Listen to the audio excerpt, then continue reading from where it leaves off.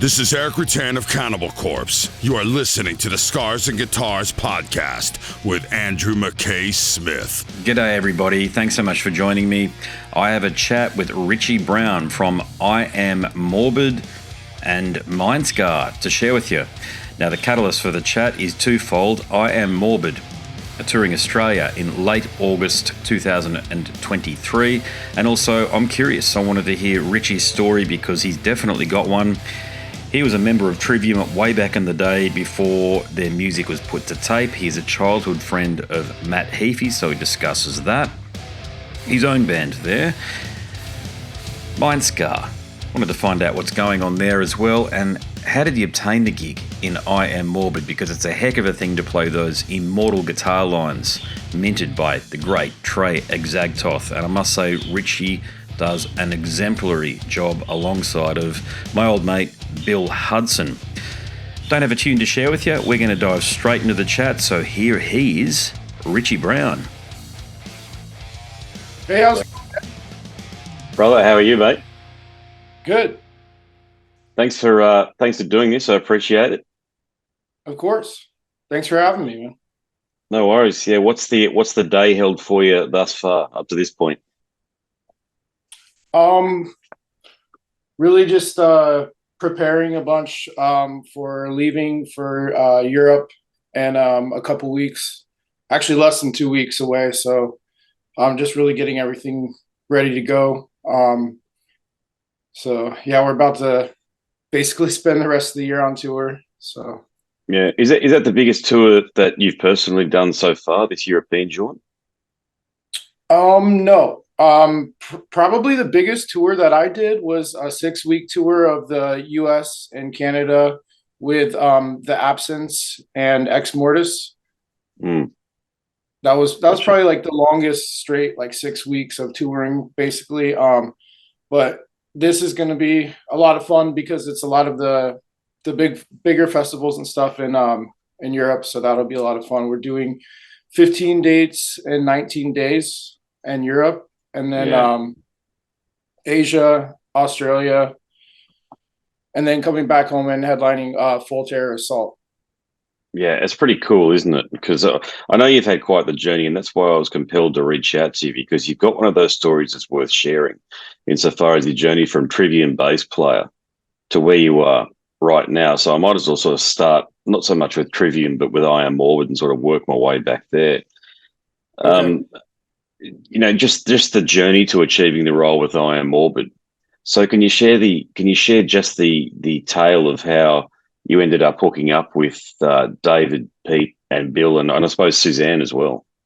Yes, and it's really interesting because I wouldn't have been here if I didn't meet Bill. Bill is definitely the reason that I was brought up as an option, and I'm very thankful that he thought of me. I'm glad that he did, because this has been a lot of fun. But it's interesting. We first met backstage on the first tour that I ever did. The first day I ever was in California in my entire life. My band Mindscar was on tour opening for Vader and Vital Remains, and we played a show at the Whiskey A Go-Go. And I met him backstage, and I mean, from there, our friendship really just took off. Like, we just kind of hit it off as friends, and we have been friends so that was in 2013. So we've been friends now for a decade. And it's really from that initial meeting. And then he ended up moving to Orlando. So then we actually started hanging out more in person and stuff. But even like when we'd be at the NAMM convention or on tour, we just had so many mutual friends. We would see each other, started running into each other quite a bit. So really, it's all on Bill for bringing me in, but I'm very thankful for it. Yeah, I've had a few conversations with him. He's a tremendous fella. Yeah. But you mentioned your other band there as well. So yeah, you certainly, this is not new for you. This is not something like where you've just been a guitar teacher in your local town or what have you, and all of a sudden, boom, you're on these stages. You have been in a bunch of bands. So it's not you're literally playing, especially with Pete Sandoval, with probably the greatest extreme metal drummer in history up Yeah. there. So was that much of an adjustment for you? Um, I love playing with Pete. He is like one of a kind drummer. And I mean, I've played with so many different drummers, from Derek Roddy, who also is more of a natural field player like Pete Sandoval. They don't use any click track. They don't have backing tracks. Like, they're all these, very all natural live drummers that are playing extreme metal at very fast tempos. So it's like a whole nother, like, to me, that's a whole nother level of musicianship to be able to maintain on a stage where you're doing something that fast.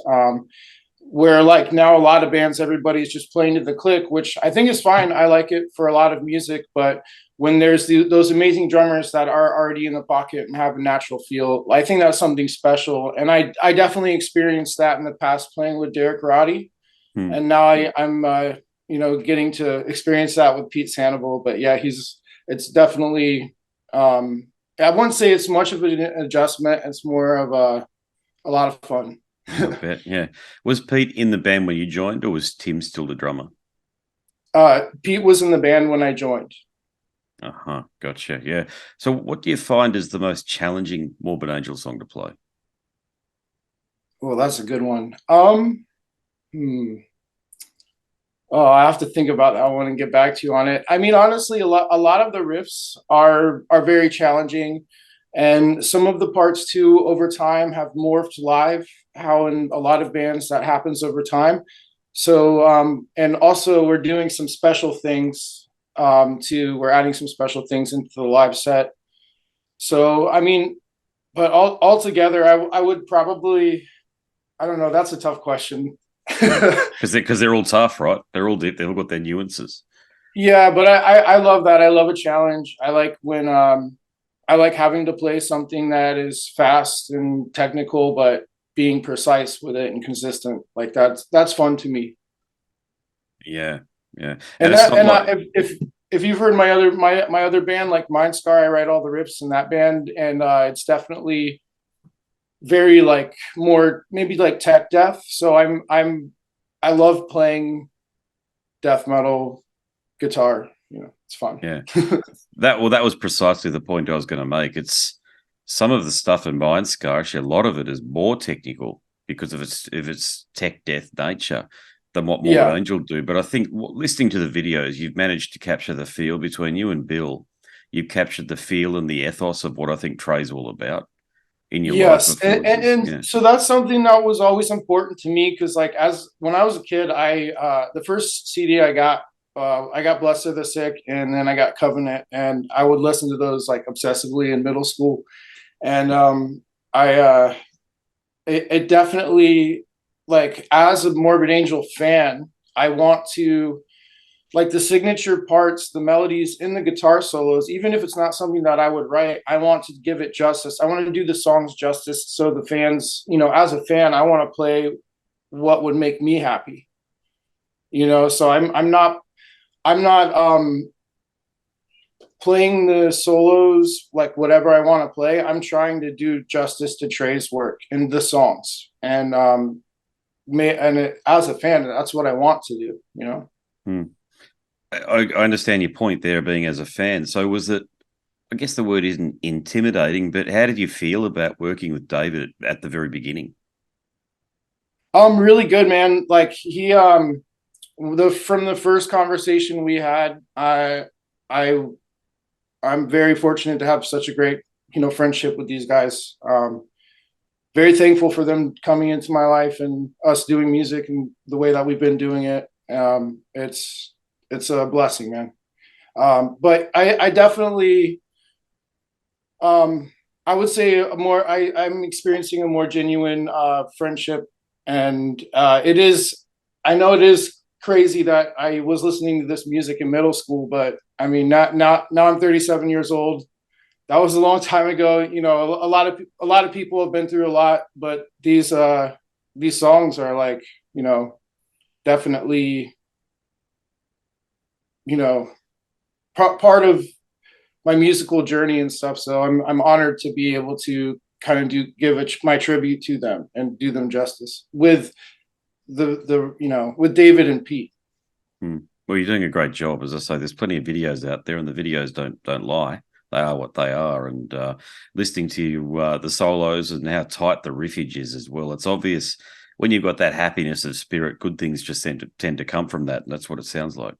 Oh yeah, man. Thanks. I'm definitely pretty hard on myself when it comes to that stuff. So I appreciate it. Like, thank you. Yeah, cool. Yeah. And what would you say has been your greatest or most significant challenge since you joined the group?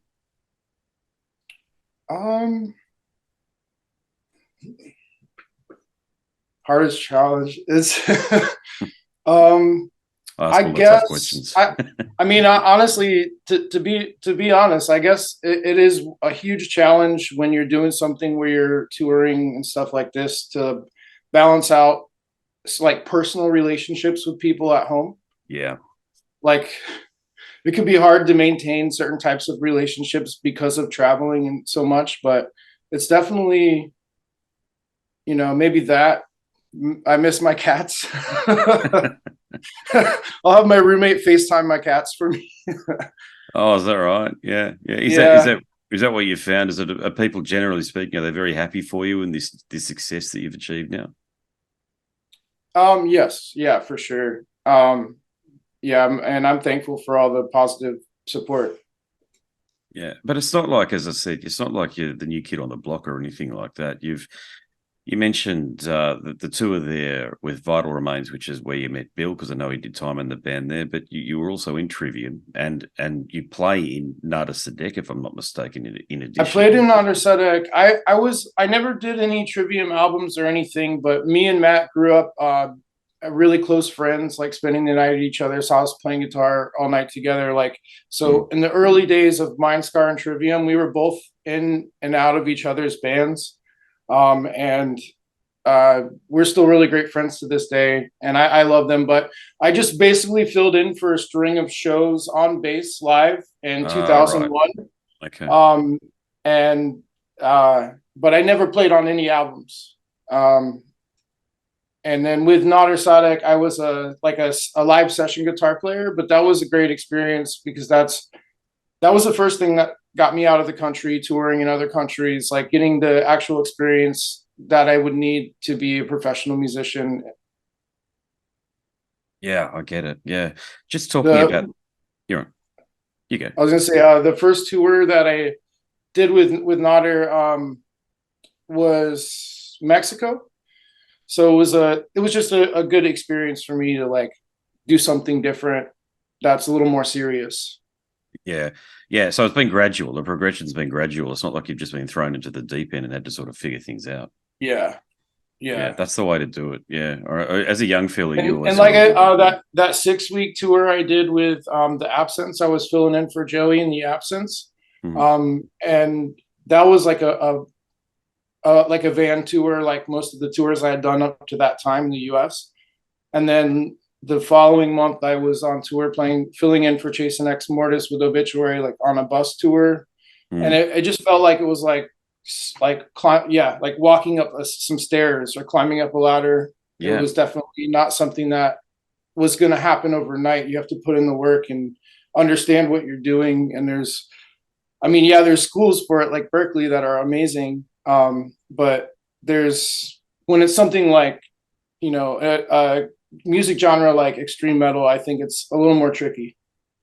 Yeah, absolutely. Yeah, it's a very tight market, as we say, and the difference between even cars and then vans and then tour buses, they're very much sectioned off, if you like. And you hear I've heard the stories because I've done so many conversations about people going straight into the buses, if you like, and complaining about it because they don't have any context. They don't have the van tours or, as I say, the multi-city car tours either, where you're barely getting any sleep or you're sleeping in someone who you don't know's bloody living room. Some of the stories, what's great with playing with I Am Morbid is many of the stories that Pete and David have told me are about the hard work and kind of like suffering that they put into their belief and dedication into this project and to their music. And that's I feel like that's something that it's very humbling. It's nice to be around, humble people that actually understand the sacrifice and, like are living it rather than, you know. Absolutely. I know I was speaking to Trey's mum about it, about the early days, and she was saying that she used to deliver them groceries in their share house, and then they used to go traveling in a converted school bus up north. And it was a very, and then reading Trey's thoughts on that era, which was more like that they considered themselves a military platoon and they had to lead life that way. So, yeah, it wasn't meant to be easy, was it? No, and it's definitely not. And this is one thing I realized when I started touring with Mindscar in 2013. We did many tours after that, but the lineup kept changing. I was the only consistent member because everyone, after they would go on tour, they'd be like, "Oh, I miss my girlfriend," or Yeah. "This I'm depressed. I'm on tour." It's like it's Yeah. something where you're really like kind of making like you really just have to make that sacrifice if you really love it, and then you're gonna do it. Nothing's gonna stop you from doing it. The people that I know that are successful, like there was nothing that was gonna stop them. And then a lot of people when they get a taste of it, I feel like it's like of actual touring and tour life. It's work. It's not party. It's not whatever. I mean, maybe for some bands it is, but most people think they have this idea of what it's like to be in a band on tour. And even we just wrapped up rehearsals for this upcoming tour because Bill's already over there. And everybody was like trying to get us to hang out and spend time with them. And we're like, even though we've been at rehearsal all day, like we haven't even hung out with each other because we're like actually at work. Like, and by the time we're done, we're exhausted. Like, so it really is. There is this really hard work element to it, and I feel like that I'm like really lucky to be surrounded by people that are also into that because it's a lot more rewarding. I feel like at the end of the day, when you're like putting in all this hard work and then you get, good things come out of it. So. Oh, yeah, and good things definitely are, and good things will continue to come, no doubt. But I feel like as though there's a sense of destiny with you. So you've ended up working with David, but you've mentioned Matt there earlier, and Matt Heafy, of course. Yeah. I thought not long after you were in the band, I thought that band had the world at their feet. I just thought it was the second coming of Iron Maiden or something there around about the Crusade and Shogun. Yeah.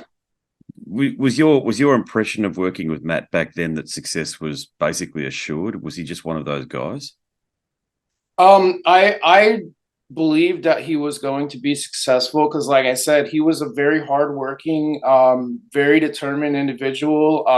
And I was like, man, this like nothing's gonna stop him. And I saw it. I just knew. I mean, it's funny to say I knew it, but like I mean, definitely people that are driven like that, it's if they love something so much, it's like nothing's gonna stop them.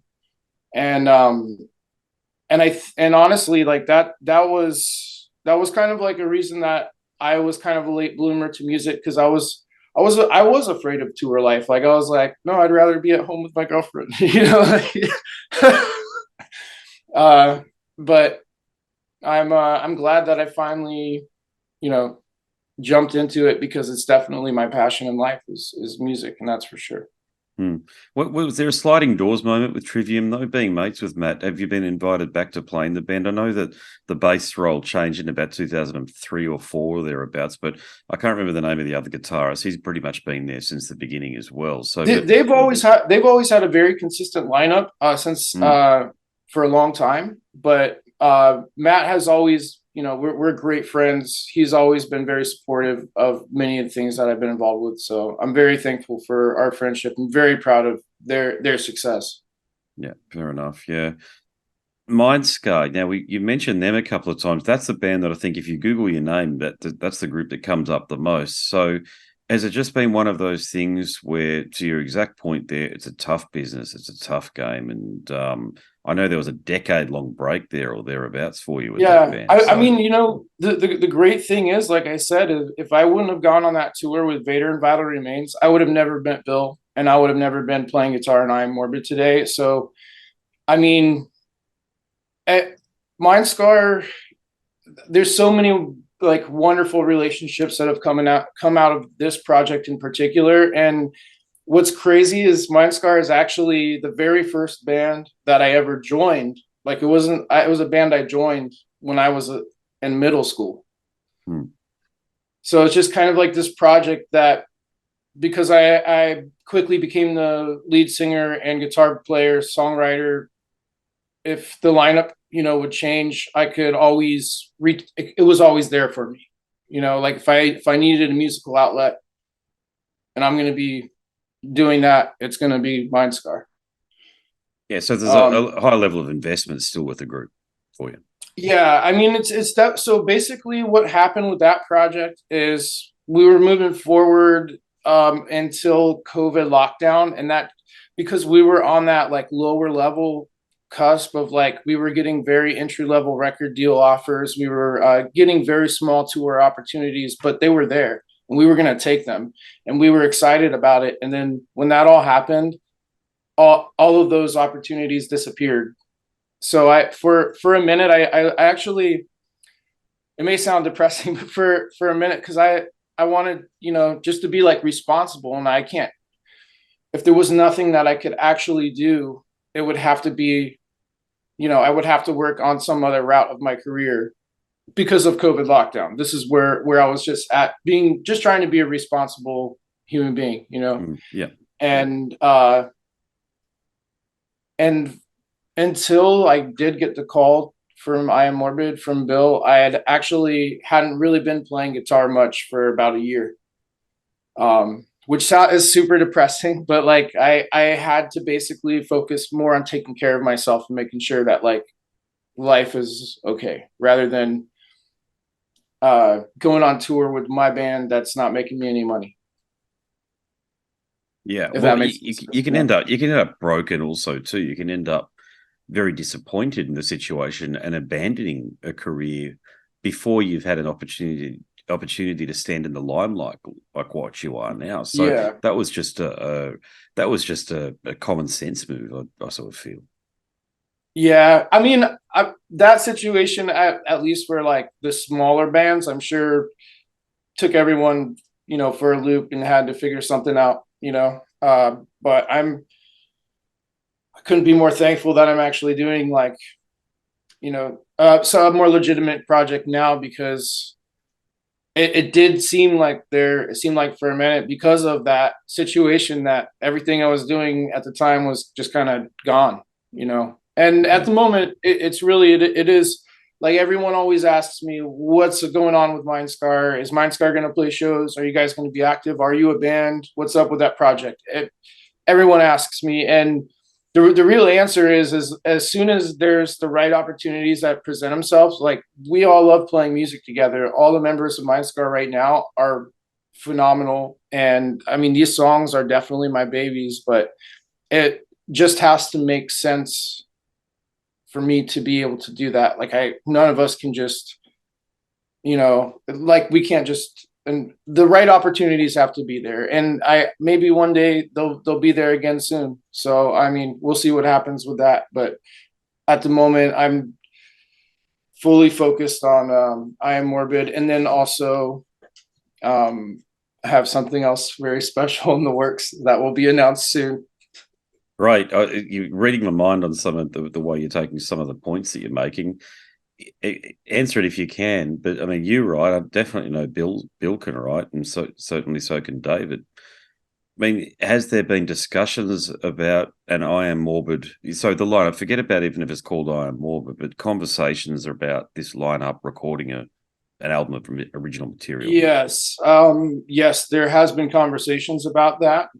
And the thing is if and when we do this, we're going to create this, like write these songs live in the jam room.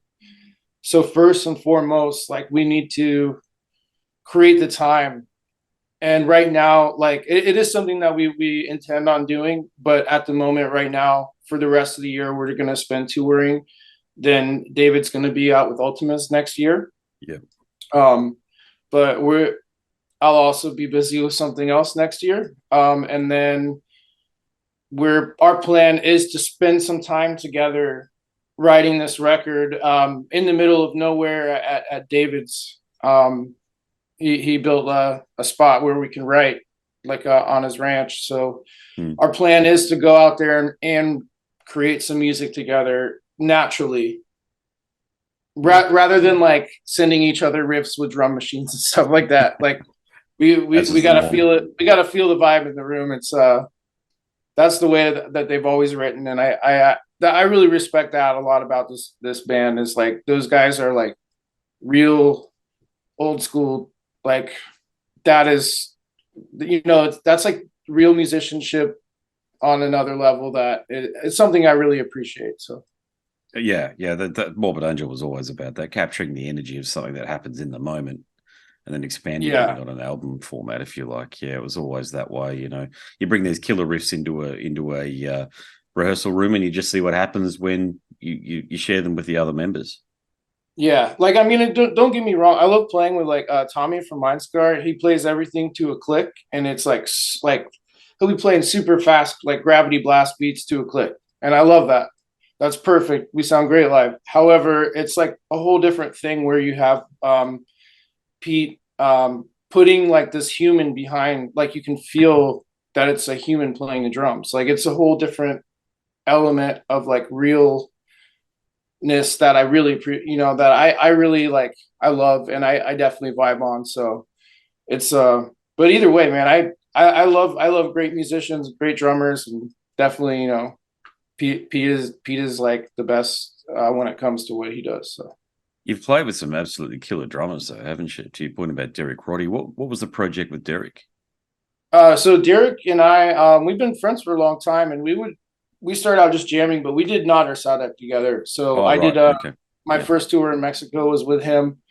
We did a few different festivals, and we did like Chicago Death Fest.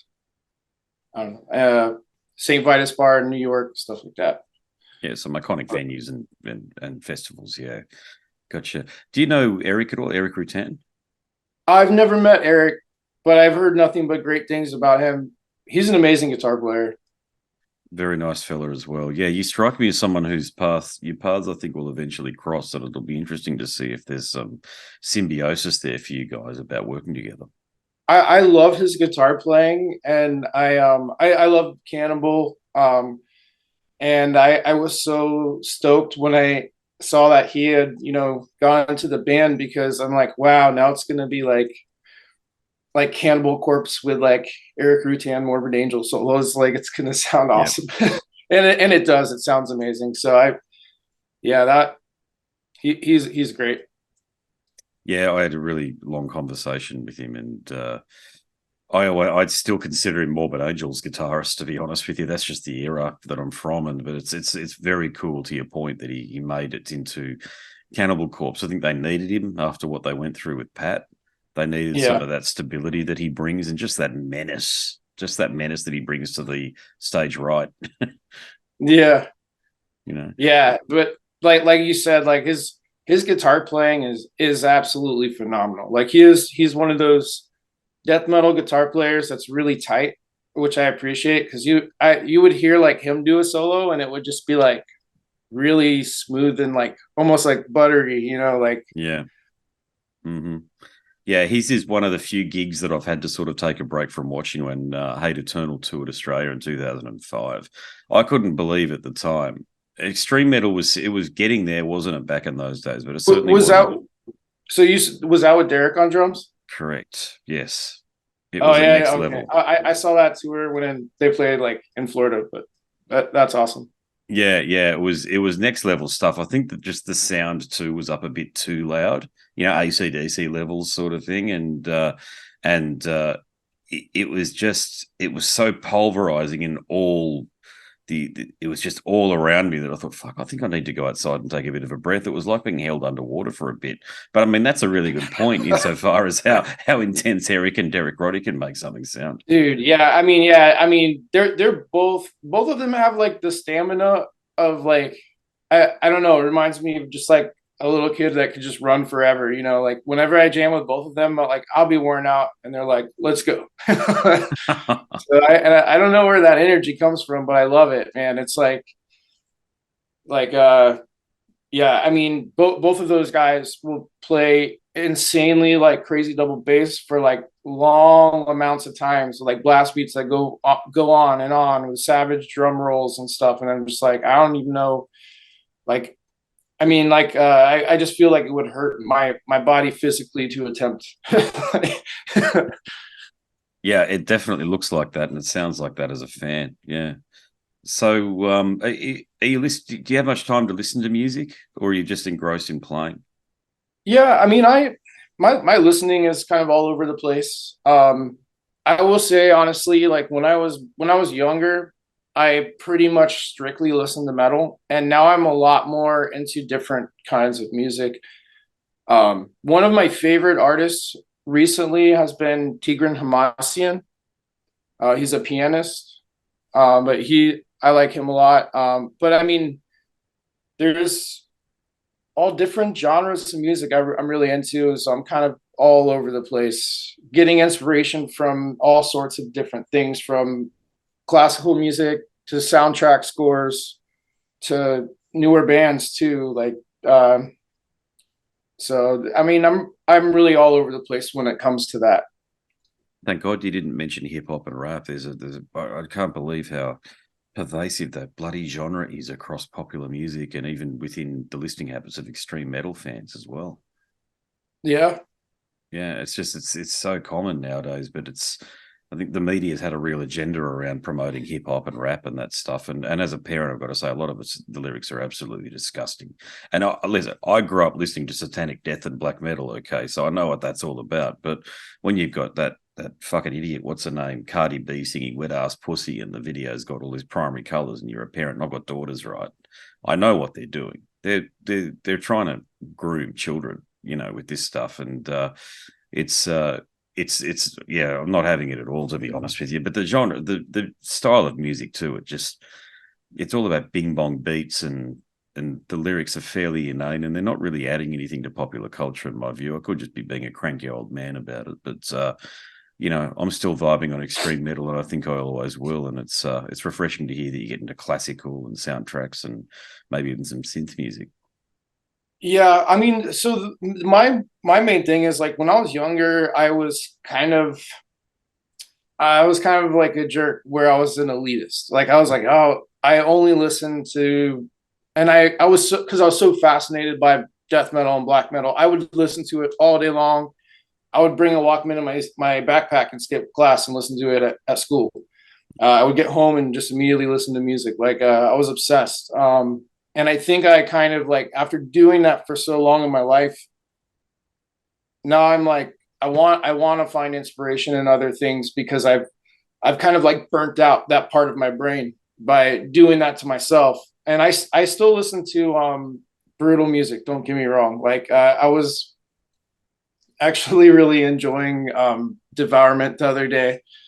Like I like really heavy stuff, man. Like but it's cool. I think it's like really important, especially as someone that plays death metal, to get inspiration from outside of our our family, like Yep.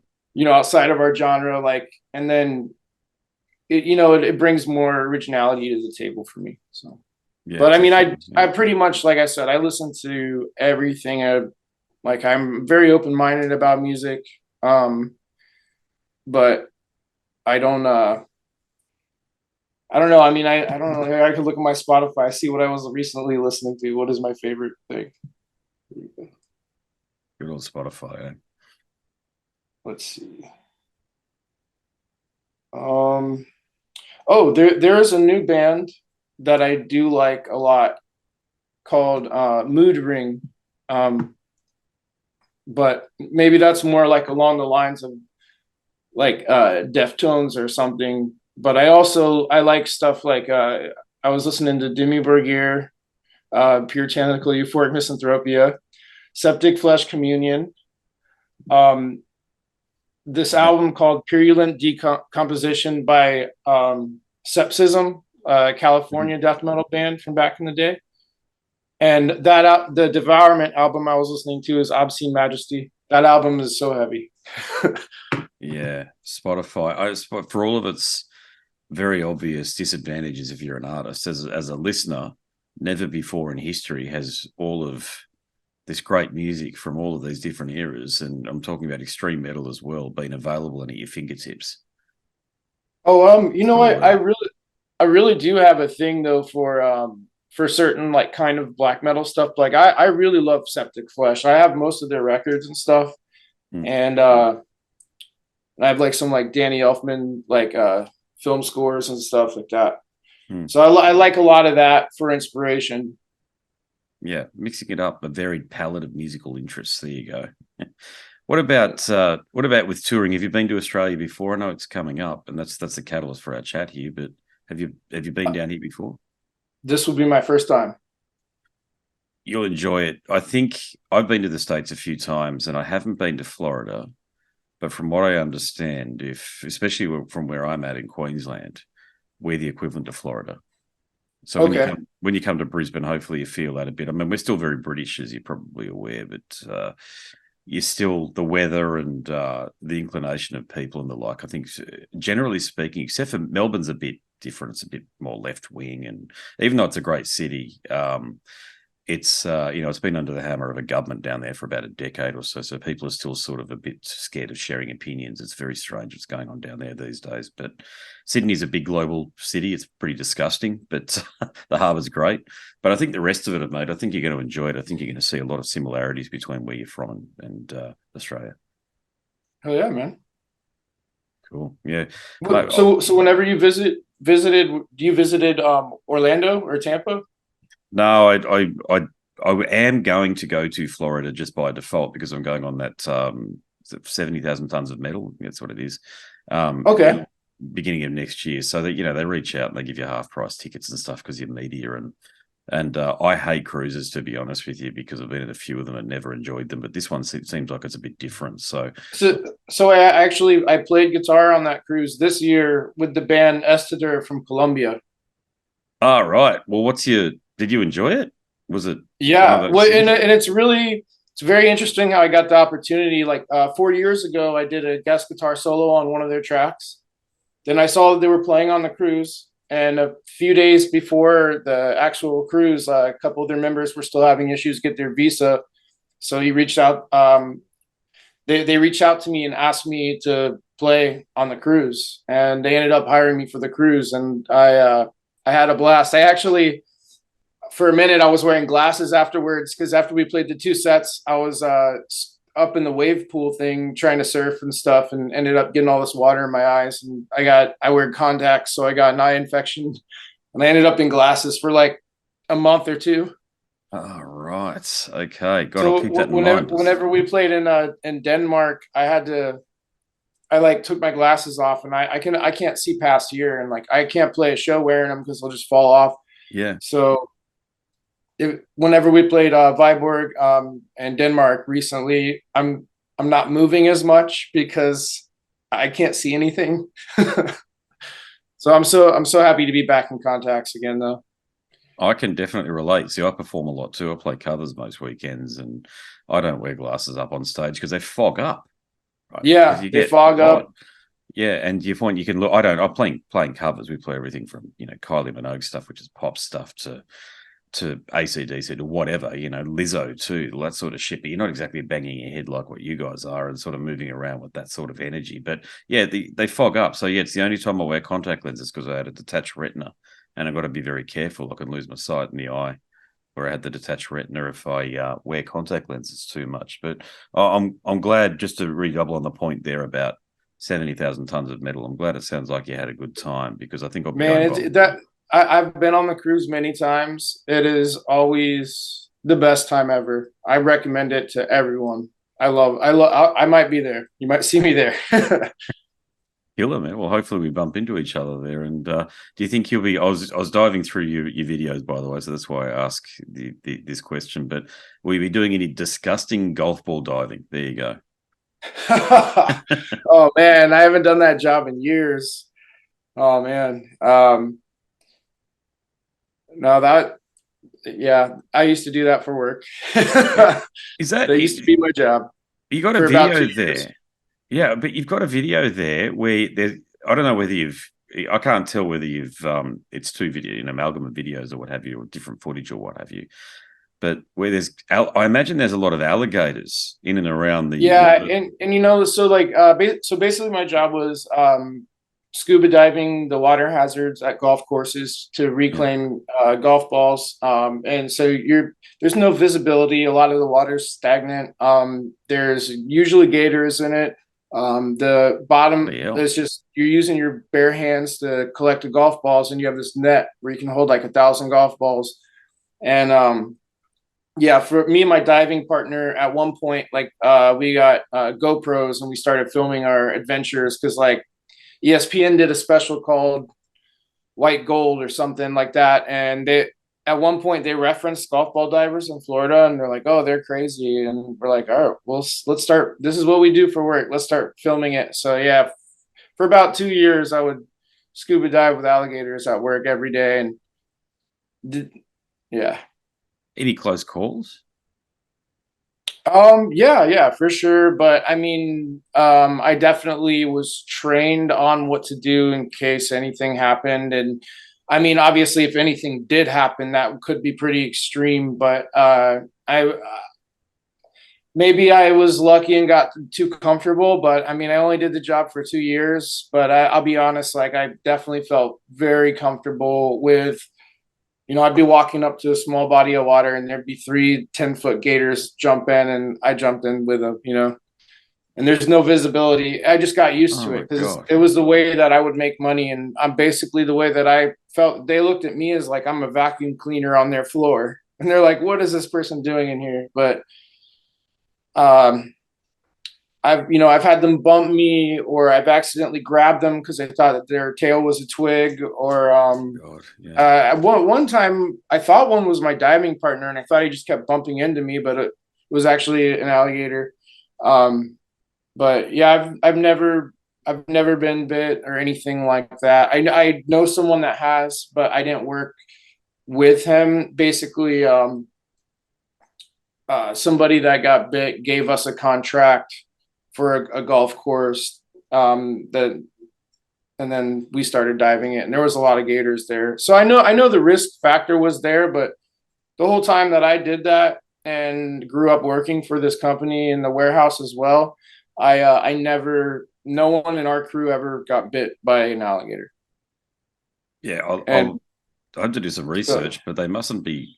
See, you go a couple of 100 kilometers north of us. You're probably aware of this with Australia, but you can't go in the water. I mean, if you go in the water, you're dead. There's always some drunk idiot or something like that who tries to walk across a river and they get taken by a crocodile, or wow. there's Yeah, so canting jellyfish. crocodile would be another story. I've never encountered crocodiles. I know some people that have, but I know the in particular the ones that I've swam with and dealt with are alligators. And I'll be honest, like they remind me of like the personality of any sort of animal that is kind of like that is stray, that's trapped outside and doesn't really have a sufficient like environment to fully survive to its full potential. So it's kind of like reminds me of stray animal, and Mm, rather than this ruthless savage that's gonna maybe yeah. probably in Australia you have more natural resources for them to thrive, for crocodiles and stuff like that. Well, they're bastards though. They if when you see them, especially when you see them out in the wild, they're dinosaurs. Effectively, I don't know alligators are too, but I know I could be They wrong. are. I don't think I'm wrong in saying this. I don't think alligators. I don't think is naturally as aggressive. See, a lot of our animals are incredibly aggressive here. That's the difference. So you've got snakes in the US and you've got alligators and stuff, but the difference is the ones here will actively. I don't think that they'll go after you because they're sons of bitches, but if you're in their territory, mate, you're gone. It's just that Yeah. simple. Whereas it sounds like you're going into their territory and they're just sort of a bit curious and they're a bit like, who the hell is this? Or what the hell is this, to your point? Who's this person vacuum cleaning our environment? Yeah, and like I said, stray animals. So like if you try to approach a stray cat, it'll probably run away. it'll be afraid and hide because it's a straight that's what kind of like the personalities that I've experienced for the most part. You'll ever now and then get that one that'll just follow you around like, what are you doing here? But oh, really? Yeah. That's a fascinating job, mate. Yeah, you could definitely write a book about some of your experiences at that point, or a very lengthy blog entry at the least, because it's an interesting tale that you got to share there. Yeah. So something I had to do just for a couple of years. Yeah, fair enough. Yeah, yeah. Well, mate, this has been a fascinating chat. Thank you very much for accepting the invitation. I appreciate it. And I think people listening will as well, just to get some insight onto you and some context as well, because I could only find one other chat out there with you. So I appreciate thank you so much for having me, man.